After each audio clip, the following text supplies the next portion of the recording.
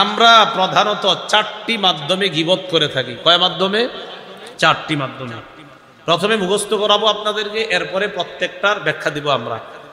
1 নম্বর আল গীবাতু বিল লিসান, জিহ্বা দিয়ে গীবত। বলেন কি দিয়ে? মানে মুখ দিয়ে, জবান দিয়ে। 2 নম্বর আল গীবাতু বিল কলব, কলব দিয়ে গীবত। তাহলে 1 নম্বর, 2 নম্বর, 3 নম্বর আল গীবাতু বিল ইশারা, ইঙ্গিতে গীবত। 4 নম্বর আল গীবাতু বিল কিতাবা, লেখার মাধ্যমে গীবত। ফেসবুক ব্যবহারকারীরা মন দিয়ে শুনেন। 1 নম্বর আল গীবাতু বিল লিসান, জিহ্বা দিয়ে গীবত। 2 নম্বর আল গীবাতু বিল কলব, কলব দিয়ে গীবত। 3 নম্বর আল গীবাতু বিল ইশারা, ইঙ্গিতে গীবত। 4 নম্বর আল গীবাতু বিল কিতাবা, লেখার মাধ্যমে গীবত। এবার আমি বলবো, আপনারা জবাব দিবেন। 1 নম্বর, 2 নম্বর, 3 নম্বর, 4 নম্বর লেখার মাধ্যমে। 1 নম্বর জিহ্বার মাধ্যমে গীবত, এটা বড় ভয়ঙ্কর অপরাধ। আপনি জানেনও না এই অনর্থক গীবতের কারণে জাহান্নামে এত পরিমাণ গভীরে যেতে হতে পারে। এই পৃথিবীর পূর্ব পশ্চিম যতটা দূরত্ব জাহান্নামের এই পরিমাণ গভীরতায় শুধু একটা অনর্থক গীবত আপনাকে নিয়ে যেতে পারে। সহিহ বুখারীর বর্ণনা 6477 নম্বর হাদিস। এই হাদিসের মধ্যে আছে قال رسول الله صلى الله عليه وسلم إن العبد لا يتكلم بالكلمة ما يتبين فيها يزل بها في النار أبعد مما بين المشرق। রাসূলুল্লাহ সাল্লাল্লাহু আলাইহি সাল্লাম বলেন, মানুষ মাঝে মাঝে কথা বলে পরিণাম চিন্তা না করে। বলেন, মানুষ মাঝে মাঝে কথা বলে, এই কথার পরিণাম চিন্তা না করে, মানে চিন্তা করে না এটা যে বললাম এটার পরিণতি কি হইতে পারে। এটা বলার পর এই যে পরিণতি চিন্তা না করে বলে ফেললো, ইয়াজিল্লু বিহা ফিন্নার, সে জাহান্নামে যাবে। আবাদা মিম্মা বাইনাল মাশরিক, সূর্য যেই দিক দিয়ে উদিত হয়, এর মানে বুঝাইছে যে পূর্ব আর পশ্চিমের দূরত্ব যত বড়, এই একটা কথার কারণে জাহান্নামের এই পরিমাণ গভীরতায় শুধু চিন্তা ছাড়া একটা অনর্থক কথা তাকে এই পরিমাণ গভীরতার মধ্যে নিয়ে যেতে পারে। কয়টা কথা? আমরা কত গীবত করি, একটা না, অসংখ্য অগণিত গীবত। সহিহ বুখারীর 6478 নম্বর হাদিসের বর্ণনা। قال رسول الله صلى الله عليه وسلم إن العبد لا يتكلم بالكلمة من سخط الله لا يلقي لها بالا يهوي بها في جهنم। রাসূলুল্লাহ সাল্লাল্লাহু আলাইহি সাল্লাম বলেন, মানুষ মাঝে মাঝে চিন্তা না করে এমন কথা বলে, লা ইউলকি লাহা বালা, মানুষ চিন্তাও করে না, আল্লাহর অসন্তুষ্টিমূলক এমন কথা বলে যেই কথায় যে আল্লাহ অসন্তুষ্টি হয় এটা চিন্তাও করে না। ইয়াহবি বিহা ফি জাহান্নাম, এই কথার কারণে সে জাহান্নামে যাবে। বলেন নাউজুবিল্লাহ। তাহলে এখন থেকে আমরা ইনশাআল্লাহ আমাদের এই জিহ্বাটা বুঝে শুনে চিন্তা করে ব্যবহার করব, ঠিক আছে না ইনশাআল্লাহ? অনর্থক কোনো কাজে আমরা এই জিহ্বা ব্যবহার করব না। জিহ্বা খুলবো তো সুবহানাল্লাহ, জিহ্বা খুলবো তো আলহামদুলিল্লাহ, মুখ খুলবো তো আল্লাহু আকবার, মুখ খুলবো তো লা ইলাহা ইল্লাল্লাহ, এইগুলা খুলবো না তো মুখ বন্ধ রাখবো। তো কি করব? মনে মনে আল্লাহকে স্মরণ করব, কাজ নাই ঘুমিয়ে যাব, কিন্তু অনর্থক কোনো কাজে আমার এই জবানকে আমি ব্যবহার করব না। তাহলে 1 নাম্বার গীবত কি দিয়ে? জিহ্বা দিয়ে। অনর্থক একটা গীবত আমাকে কি পরিমাণ দূরে, কি পরিমাণ দূরত্বে জাহান্নামে নিতে পারে, পূর্ব পশ্চিম যত, এই পরিমাণ। আল্লাহ হেফাজত করে। গীবতের দ্বিতীয় মাধ্যমটা কি? কল, আল গীবাতু বিল কল। ইবনে হাজার হাইতামি রহমতুল্লাহি আলাইহি বলেন, আল গীবাতু বিল কল হিয়া আন তাজুন্না বিহি সুআ। কলবের গীবত হলো তুমি কারো ব্যাপারে খারাপ ধারণা করা। বলেন, কলবের গীবত, কলব দিয়ে কারো ব্যাপারে কি ধারণা করা? বলেন তো, কলবের গীবত কাকে বলে? কলব দিয়ে কারো ব্যাপারে খারাপ ধারণা করা। এইবার আপনারা বলেন, কলবের গীবত কাকে বলে? এটা নিষেধ। সূরা হুজুরাতের 12 নম্বর আয়াতে আল্লাহ বলেন, ইয়া আইয়ুহাল্লাযীনা আমানু ইজতানিবু কাসীরাম মিনাজ-যন, হে ঈমানদারগণ, ইজতানিবু তোমরা বেঁচে থাকো, কাসীরাম মিনাজ-যন বেশি অনুমান করা থেকে বেঁচে থাকো, বেশি ধারণা করা থেকে বেঁচে থাকো, কারো ব্যাপারে আজাইরা সন্দেহ করা থেকে বেঁচে থাকো। এই লোকটা মনে এমন, আন্দাজে আপনি কি দরকার আছে হেরেনি এটা বাবা। ইন্না বা'দাজ-যন্নি ইসমুন, আল্লাহ বলেন কিছু কিছু ধারণা গুনাহ।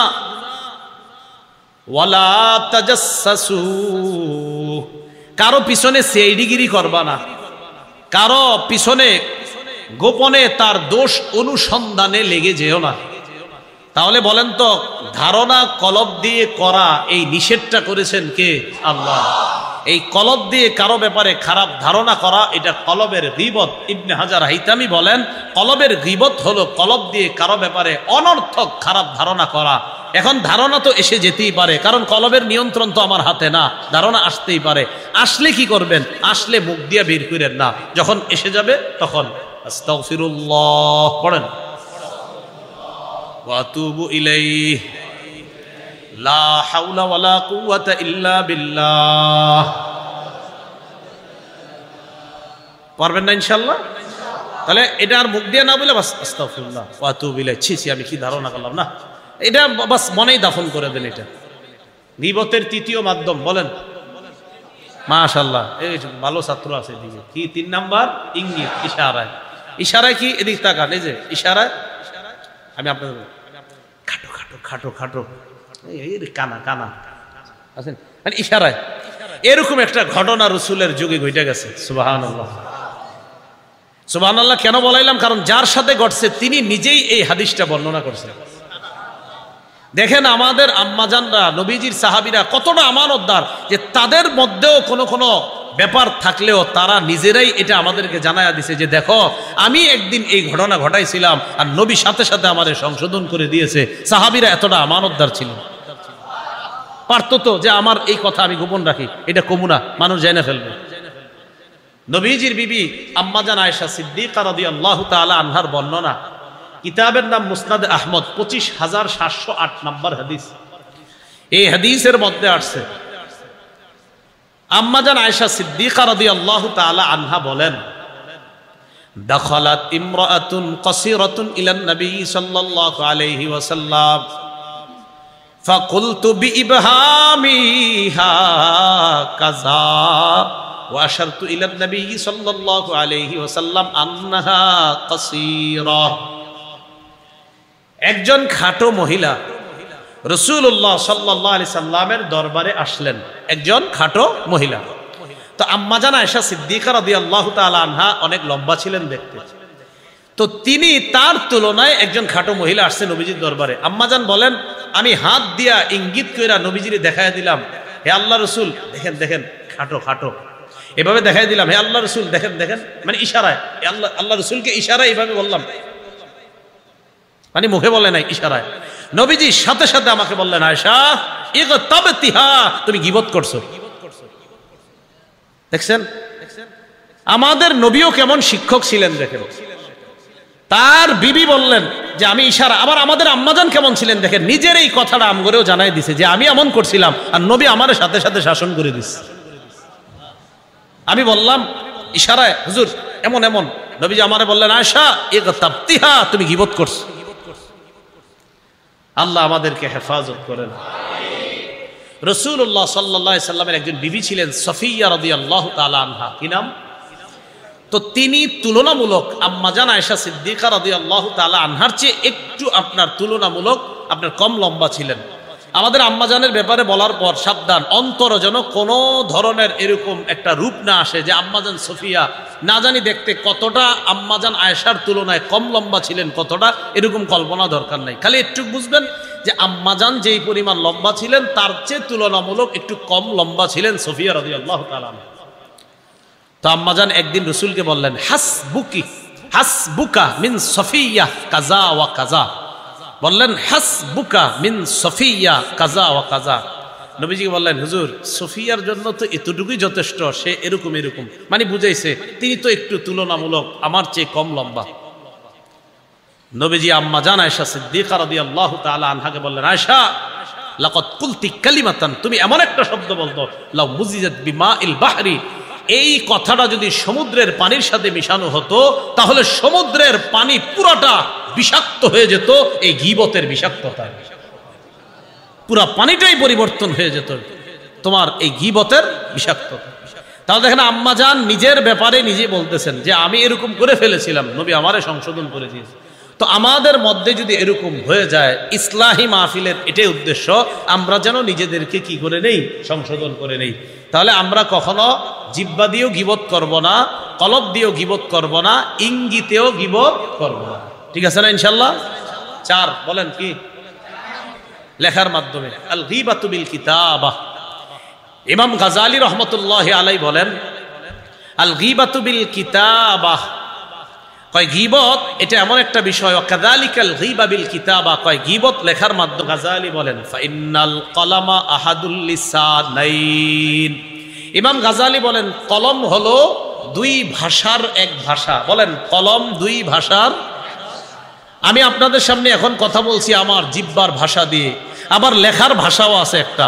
ইমাম গাজালি বলেন কলম হলো 2 ভাষার এক ভাষা। মানুষ একটা ভাষা বলে জিহ্বা দিয়ে, আরেকটা ভাষা মানুষ বলে কলম দিয়ে। যেই মানুষ জিহ্বা দিয়ে কারো গীবত বলে এটা হবে জিহ্বার গীবত, ঠিক সেই কথাটা যদি কলমে লেখে এটা হবে তার লেখার গীবত। কিসের গীবত হবে? এখন আপনি ফেসবুকে আন্দাজি মনে করেন এই মাদ্রাসার মোতামিম সাহেবের নামে একটা জিনিস লিখে দিলেন, লেখা দেওয়ার পরে পুরা সারাদিন এটা ফেসবুকে ছড়ায়া পুরা গাজীপুর ছড়ায় গেছে।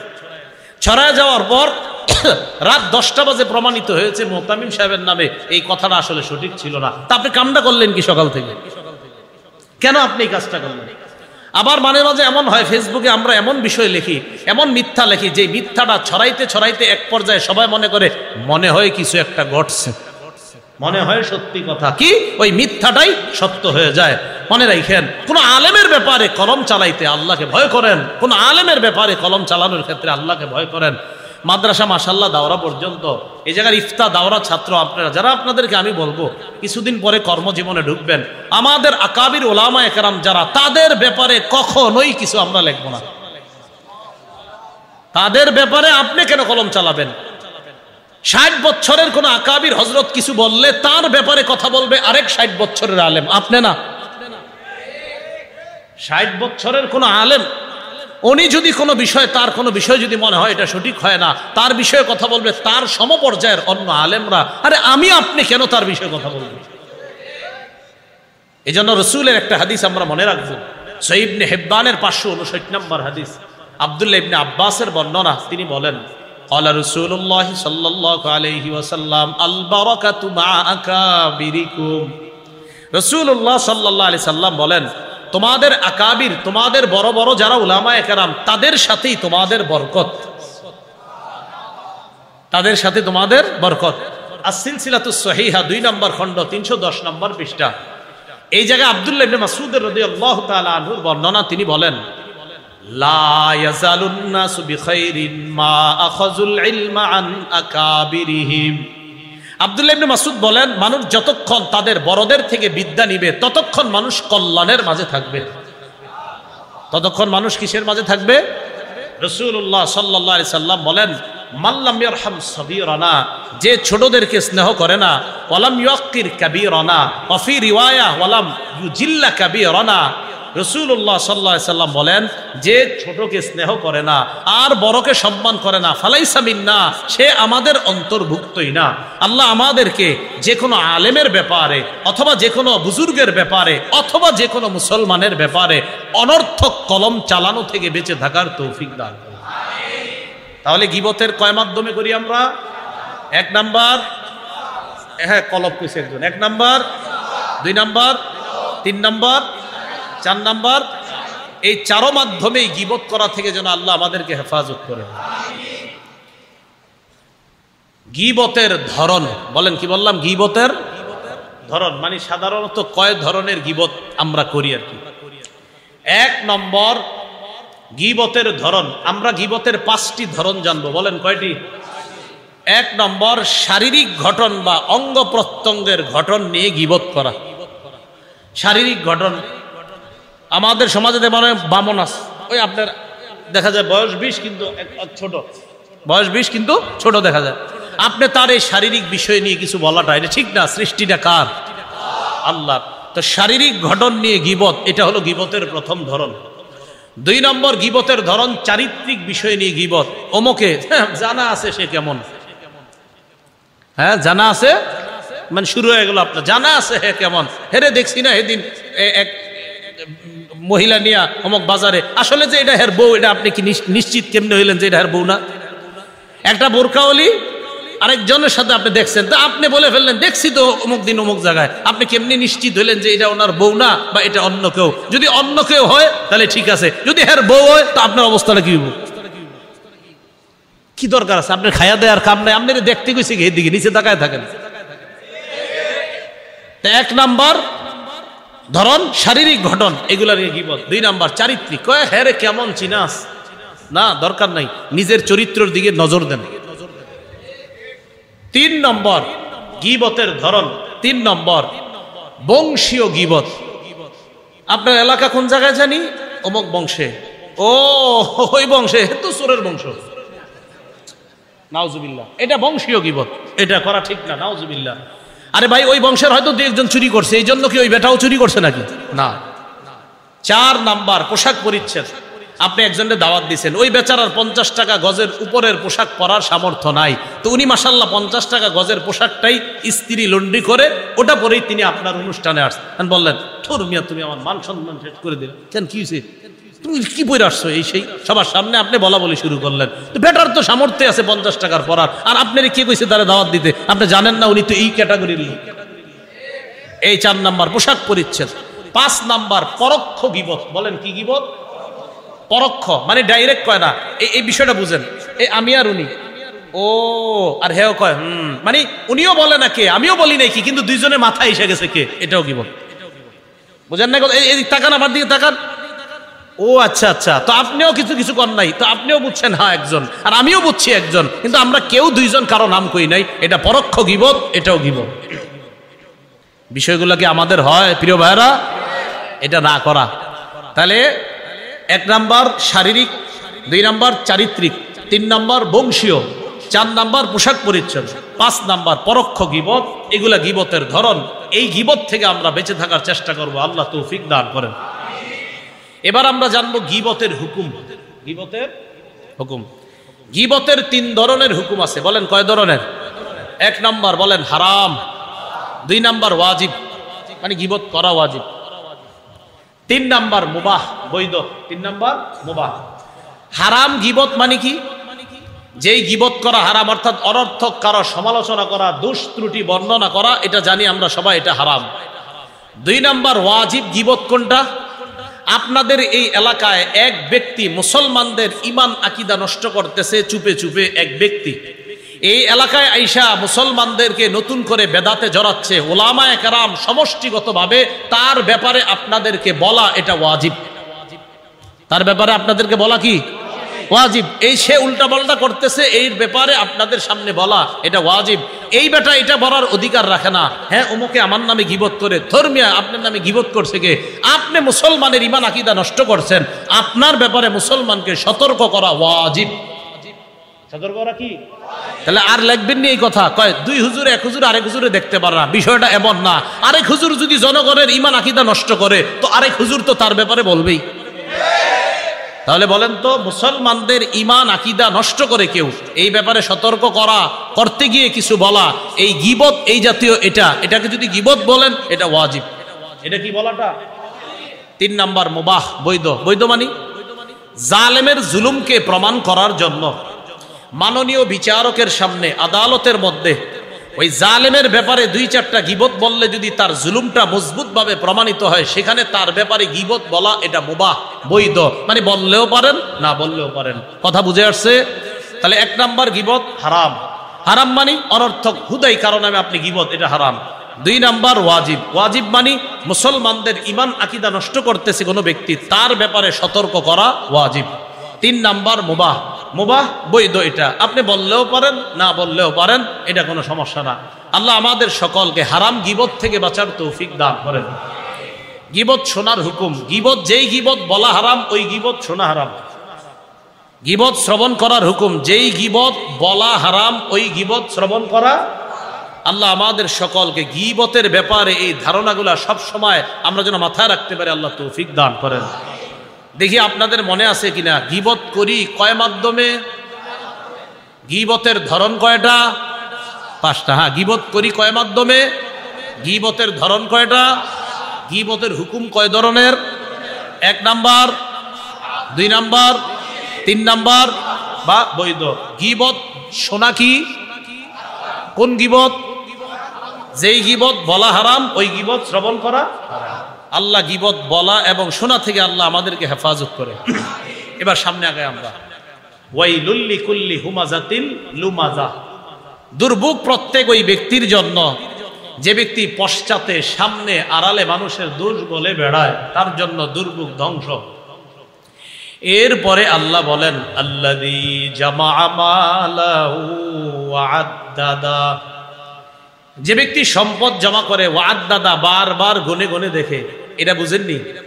টাকা 100 বার গনে, ঠিক আছে নি না, 2-1টা কম হইল কিনা। যে ব্যক্তি সম্পদ জমা করে আর বারবার গুনে গুনে দেখে, ওয়াদ্দাদা বারবার গুনে। এই জায়গায় উদ্দেশ্য হলো আখনাস ইবনে শরীক, যদিও যারাই এটা করবে তারাই উদ্দেশ্য। বাকি মুফাসসিরিনে কেরাম লেখছেন আখনাস ইবনে শরীক নামে এক ব্যক্তি খালি এরকম মানে সম্পদ জমা করত আর বারবার গণতো যে ঠিক আছে কিনা আমার সম্পদ। ওই যুগে দিনার দিরহাম। এখন মন দিয়ে শোনেন, হালাল সম্পদ কামাই করা, হালাল পদ্ধতিতে কামাই করা, হালাল খাতে ব্যয় করা কোনো সমস্যা নাই। বলেন আমার সাথে, বলেন বেশি সম্পদ হালাল ভাবে কামাই করা, হালাল পথে ব্যয় করা, হালাল খাতে ব্যয় করা কোনো সমস্যা নেই। মনে থাকবে না ইনশাল্লাহ? সম্পদ যদি বেশিও হয়, সেটা যদি হালাল হয়, পদ্ধতি যদি হালাল হয়, খাত যদি হালাল হয়, সমস্যা নেই। সহিহ বুখারীর বর্ণনা 6427 নম্বর হাদিস। হাদিসটা মন দিয়ে শুনবো। قال رسول الله صلى الله عليه وسلم إن هذا المال حلوة خضرا, নবীজি বলেন এই সম্পদ হুলওয়াতুন খদিরাতুন। হুলওয়াতুন মানে সুমিষ্ট, খদিরাতুন মানে হলো সুজলা সুফলা, শস্য শ্যামল। এই কথা বলার পর এক ব্যক্তি, সাহাবীদের মধ্যে এক ব্যক্তি বললেন, হাল ইয়াতিল খায়রু বিশার, হে আল্লাহ রাসূল, কল্যাণ কি কখনো অকল্যাণ নিয়ে আসে? বলেন তো বাংলাটা, কল্যাণ কি কখনো অকল্যাণ নিয়ে আসে? এই কথা বলার পর ফাসাবাতান নবী সাল্লাল্লাহু আলাইহি ওয়াসাল্লাম, নবীজি চুপ হয়ে গেলেন। বলেন তো আপনারা, এক ব্যক্তি প্রশ্ন করলেন, হুজুর কল্যাণ কি কখনো অকল্যাণ নিয়ে আসে? এটা বলার পর নবী কি হয়ে গেলেন? চুপচাপ। সাহাবীরা বলেন, হাত্তা যানান্না আন্নাহু ইউনজালু আলাইহি, আল্লাহ রাসূল যখন চুপ হলেন আমরা বুঝতে পারলাম নবীর উপর ওহী নাজিল হচ্ছে। সুবহানাল্লাহ। একটু পরে আমরা দেখলাম জাআলা ইয়ামসাহু আন জাবিনি, আল্লাহ নবী নিজের কপাল থেকে ঘামগুলা মুছতেছে। ওহী আসলে রাসূল ঘামায়া যেতেন, ঘর্মাক্ত হয়ে যেতেন, এরপর ঘাম মুছতেন। তো সাহাবীরা দেখে নবী ঘাম মুছতেছে। প্রথমে সাহাবায়ে কেরাম, ওই যে ব্যক্তি প্রশ্ন করছিল হুজুর কল্যাণ কি অকল্যাণ নিয়ে আসে, তো নবীজির চুপ থাকা আর ওহী নাজিল হওয়া, তো এই কাজটা কেন হলো বলেন তো? এক ব্যক্তি প্রশ্ন করার কারণে। তো সাহাবায়ে কেরাম বলেন, আবু সাঈদ খুদরি বলেন যে আমরা বললাম লাকাদ হামিদনাহু হিনা তালা যালিকা, এই ব্যক্তির কারণে একটা ওহী আল্লাহ আমাদের জন্য পাঠিয়েছেন, তাই আমরা তার প্রশংসা করলাম। আজকে লোকটা প্রশ্ন করার কারণে নবীর উপর ওহী আসছে। সাহাবায়ে কেরাম বলেন যেই লোকটা প্রশ্ন করছে তার প্রশ্ন করার কারণে আমরা খুশি হইলাম, কারণ এই নিয়ে আজকে প্রশ্নের কারণে আল্লাহর পক্ষ থেকে নবী জবাব চাই না, এখন আমাদেরকে জানাবেন। তো রাসূলুল্লাহ ঘাম মুছতে মুছতে এবার বললেন, ওই লোকটা কোথায়? আইনা সাইল, যে আমার একটু আগে প্রশ্ন করছে, ওই লোক কোথায়? তো তিনি বলেন, হুজুর আসি আমি করছি। তো নবীজি বলেন, লা ইয়াতিল খায়রু ইল্লা বিল খায়র, কল্যাণ সর্বদা কল্যাণই বয়ে আনে। সুবহানাল্লাহ। আলেম ছাড়া অন্যরা বলেন প্রশ্ন ছিল কি? কল্যাণ। এবার জবাব কল্যাণ কল্যাণী বয়ানে। প্রশ্ন ছিল কল্যাণ কি কখনো অকল্যাণ বয়ানে? নবী জবাব দিলেন ওহী থেকে যাই না যে কল্যাণ শুধুমাত্র কল্যাণ বয়ানে। নামাজ পড়া কল্যাণ না অকল্যাণ? তাহলে এটা বয়ে আনবে কি? হজ করা কল্যাণ না অকল্যাণ? এটা কি বয়ে আনবে? দান করা কল্যাণ না অকল্যাণ? এটা কি বয়ে আনবে? তাহলে কল্যাণ কল্যাণকে বয়ে আনবে। এরপরে রাসূলুল্লাহ সাল্লাল্লাহু আলাইহি সাল্লাম বলেন ইন্না হাদাল মালা হুলওয়াতুন খাদিরা, দুনিয়ার মধ্যে যত সম্পদ দেখো তোমরা এই সম্পদ হলো সুমিষ্ট, খাদিরাতুন সবুজ শ্যামল।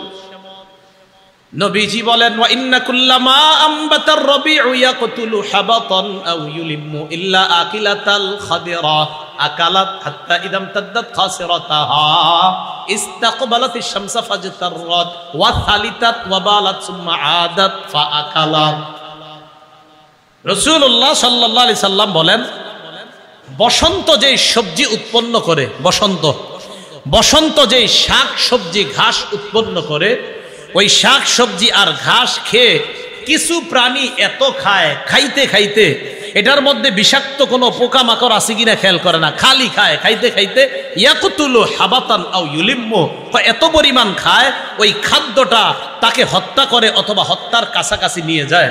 কিছু কিছু খাদ্য ওই প্রাণীটা এত খায়। হাবাতন শব্দের অর্থ, ছাত্র ভাইরা এখানে আছেন, হাবাতন অর্থ হলো খাইতে খাইতে পেট ফুলে যাওয়া, খাইতে খাইতে পেট ফুলে যাওয়া।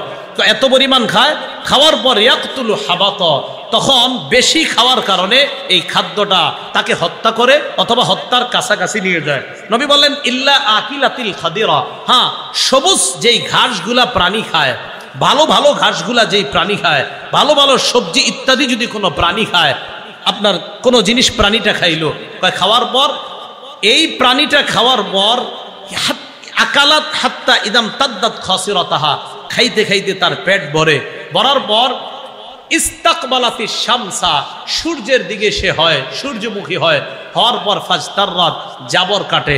গরু মাঝে মাঝে দেখবেন ঘুমায়ও মুখ লড়ায়, আসলে ভিতরের খাবারগুলা মুখে আইনা জিহ্বায় নাড়াইতে থাকে, এটাকে বলা হয় জাবর কাটা। কি বলা হয়? জাবর কাটা। তো প্রাণী সূর্যমুখী হয়, হওয়ার পর জাবর কাটে, কাইটা দেখবেন বিশাল বড় একটা ঢেকুর সারে, মানে শেষ, খালাস। এরপরে ওয়া সালিতাত ওয়া বালাত, প্রস্রাব পায়খানা করে, করার পর সুম্মা আদাত ফাআকালাত, আবার আসে আবার খায়। এর মানে আবার আসে আবার খায়, আবার হজম করে, আবার আপনার প্রস্রাব পায়খানা করে, আবার আসে আবার খায়। বলেন তো দুই প্রাণীর মধ্যে যে হজম করতে পারলো সে সফল, আর যে হজম করতে পারলো না সে ব্যর্থ হয়ে গেল। আল্লাহ রাসূল সাল্লাল্লাহু আলাইহি সাল্লাম বলেন তোমাদের দৃষ্টান্ত ঠিক এমন।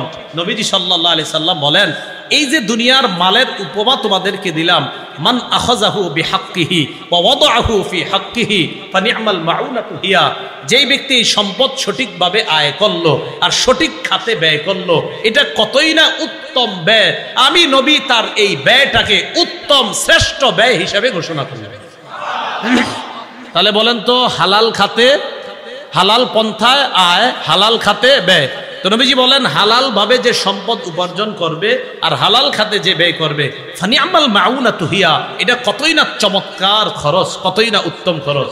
বিপরীতে কি বলে দেখেন, ওয়ামান আখাযাহু বিগাইরি হাক্কিহি, কেউ যদি অন্যায়ভাবে এই সম্পদ গ্রহণ করে সেই ব্যক্তি তার মতো হবে কানা কাল্লাযী ইয়াকুলু ওয়ালা ইয়াশবা, সে তার মতো যে খায় কিন্তু পরিতৃপ্ত হয় না, সে তার মতো যে খায় কিন্তু কি হয় না, পরিতৃপ্ত হয় না। আমাদের মাঝে কিছু মানুষ আছে এমন, আমার সম্পদ হালাল ভাবে আসুক আর হারাম ভাবে আসুক, আসতে থাক, আইলেই হয়, কি এটা হালাল টাকা না হারাম টাকা সমস্যা নাই, আসুক। বলেন তো এই উপার্জন তাকে কি জান্নাতে নিবে না জাহান্নামের দিকে নিবে? ওই প্রাণী যে দেদারসে খাইছে, কোনো কিছু চিন্তা করে নাই, খালি খাইছে, এটার মধ্যে বিষাক্ত কিছু আছে কিনা চিন্তা করে নাই, খাইতে খাইতে এটার দ্বারা তার উপকার হয়েছে না ক্ষতি হয়েছে? তাহলে হালাল হারাম বাজ বিচার করে যদি কেউ না খায় তার কি উপকার হবে না ক্ষতি হবে? আর যেই প্রাণীটা খায়া হজম করতে পারছে তার লাভ হয়েছে না ক্ষতি হয়েছে? হালাল ভাবে যে কামাই করে, হালাল পন্থায় যে ব্যয় করে সে লাভবান হয়ে যায়, সে কেমন যেন এটা হজম করতে পারে এবং হজম করার কারণে সে লাভবান। এই লাভবান দ্বারা উদ্দেশ্য হলো সে আল্লাহর জান্নাতের মেহমান। ভাই কথা বুঝে আসছে? তাহলে আল্লাযী জামাআ মালাও ওয়া আদ্দাদা, যে সম্পদ জমা করে এবং গনে গনে হিসাব করে রাখে। তাহলে বলেন তো হালালভাবে বেশি সম্পদ কামাই করা দোষ? হালালভাবে বেশি কোটিপতি হওয়া দোষ? তাহলে হালালভাবে কোটিপতি হওয়া, হালাল খাতে ব্যয় করা, এটা কোনো দোষের কিছু না। আল্লাহ কথাগুলা বুঝার তৌফিক দান করেন।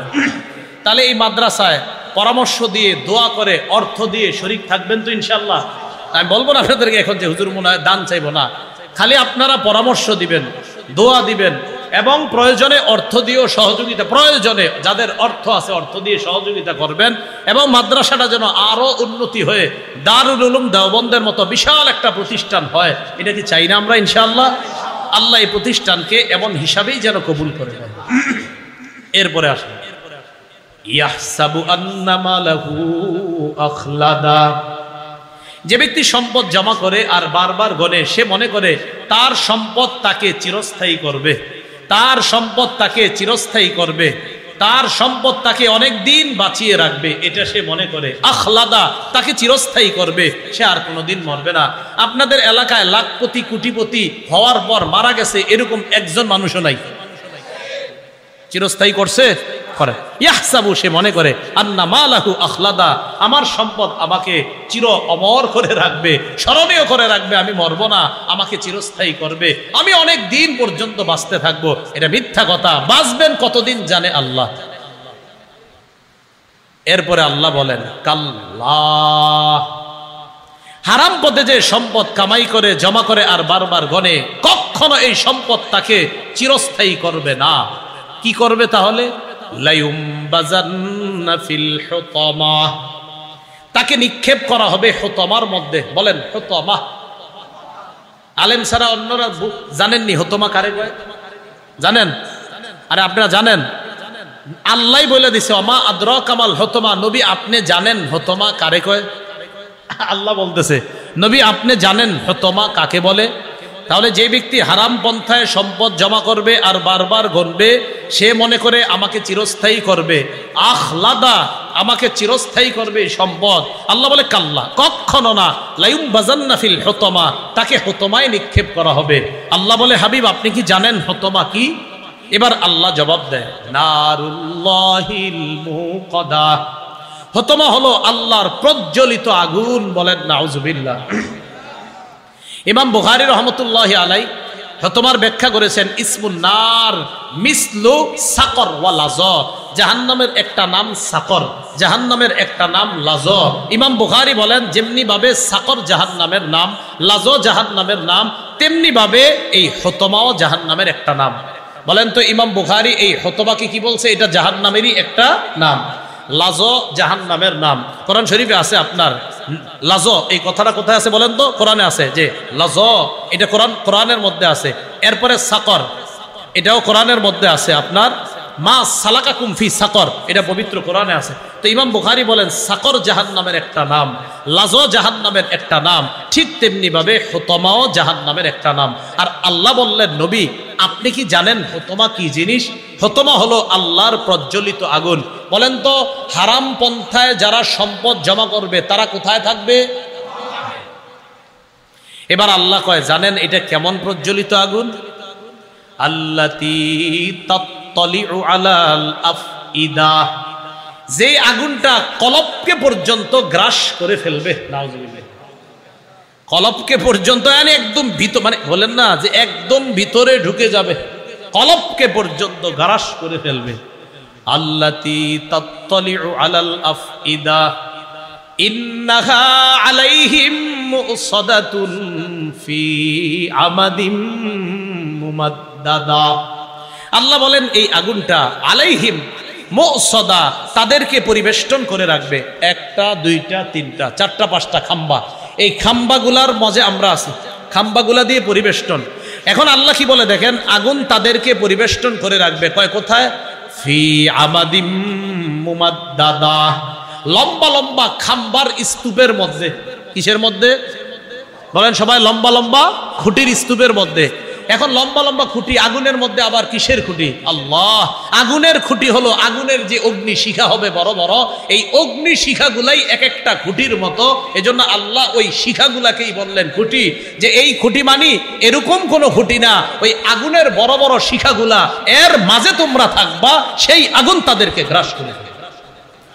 তাহলে খুঁটি মানে কি এই খুঁটি না, আগুনেরই খুঁটি, অর্থাৎ বড় বড় শিখা। এই শিখা তাদেরকে চারদিক থেকে বেষ্টন করে রাখবে। তা আসেন মাঝখান থেকে আবার যারা অসৎ উপায়ে অবৈধ পন্থায় টাকা উপার্জন করে আর গনে, তারা জানি কোথায় থাকবে? হতমা কি জিনিস? প্রজ্বলিত আগুন। যে আগুন কোথায় গিয়ে ঢুকে? কলবের মধ্যে ঢুকে। তাহলে এই গীবত শেখায়েত আর হলো অবৈধ পন্থায় সম্পদ অর্জন করা। সূরা হুমাজা থেকে আমরা প্রধান দুইটা বিষয় জানলাম। একটা হলো গীবত শেখায়েত করা যাবে না, আর এটার অনুকূল কিন্তু অনেকগুলো জানছি। চুগলখড়ি করা যাবে না, অপবাদ দেওয়া যাবে না, পিছনে দোষ বলা যাবে না, সামনে দোষ বলা যাবে না। আর আরেকটা জানলাম, হারাম পন্থায় সম্পদ জমা করা যাবে না। কথাগুলো মনে থাকবে না ইনশাআল্লাহ? আল্লাহ পাক রব্বুল আলামিন আমাদের সকলকে যে কথাগুলো বললাম শুনলাম, সূরা হুমাজার শিক্ষা আমাদের প্রত্যেকের ঘরে ঘরে যেন আমরা নিয়ে যে আমাদের মা বোন যারা আছে মাস্তুরাত, তাদেরকেও বিষয়টা জানিয়ে দিতে পারি। আল্লাহ তৌফিক দান করেন। আমিন। আখিরু দাওয়ানা আলহামদুলিল্লাহি রাব্বিল আলামিন। কেউ কইতে পারবেন কয় মাধ্যমে গীবত করি? হ্যাঁ, একজন বলেন, বলেন একজন বলেন তো। হ্যাঁ, মাশাআল্লাহ। লেখনির মাধ্যমে। কয় ধরনের গীবত করি? 5। একজন বলেন তো। 1 নাম্বার, হ্যাঁ শারীরিক। 2 নাম্বার চারিত্রিক। 3 নাম্বার বংশীয়। 4 নাম্বার পোশাক। 5 নাম্বার পরোক্ষভাবে, মানে ওই যে পরোক্ষভাবে। ও বুঝছি, ওইটা মানে আপনিও জানেন আমিও জানি, কিন্তু কেউ কারোর কই না। এটাও গীবত। গীবতের হুকুম কয় ধরনের? 1, 2, 3 নাম্বার মোবা। গীবত শোনা, কোন গীবত শোনা হারাম? এটা বলা হারাম। মাশাআল্লাহ। সম্পদ অবৈধভাবে জমা করলে কোথায় থাকা লাগবে? হতমা কি জিনিস? যে আগুন কোথায় পর্যন্ত গ্রাস করবে? কলব। ওই আগুনের কিছু খুঁটি আছে, ওই খুঁটিগুলা কি এরকম খুঁটি না আগুনের খুঁটি? ঠিক আছে। আখির দাওয়ানা আলহামদুলিল্লাহ।